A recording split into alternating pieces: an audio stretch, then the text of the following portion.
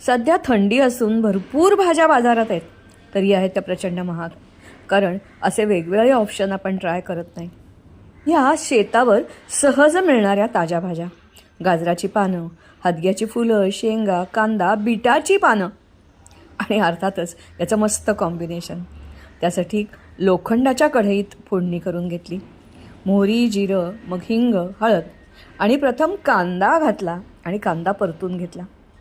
थोडासा हिरव्या मिरच्या उभ्या कापल्यात तिखटपणा त्याचा उतरण्यासाठी. या पण शेतावरच्या ताज्याच मिरच्या आहेत. त्याच्यानंतर शिजायला थोडा वेळ लागणारा हा हिरवा वाटाणा घातला. हिरवा वाटाणा घालून चांगलं सगळं ढवळलं.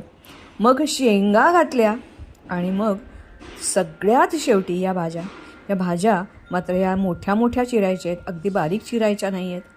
नारळ सगळ्यात शेवटी घालायचं आहे. या सगळ्या जाड मोठ्या मोठ्या चिरलेल्या भाज्या कढईत घातल्या. वर पाणी झाकण ठेवून दिलं पाण्याचं. एक वाफ येऊन दिली आणि मग नारळ मिसळला. हवं तर लिंबू पण पळू शकता.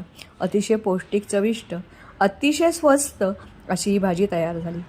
आपण महागाईवर ओरडा करण्याच्या ऐवजी असे वेगवेगळे ऑप्शन्स वापरूया.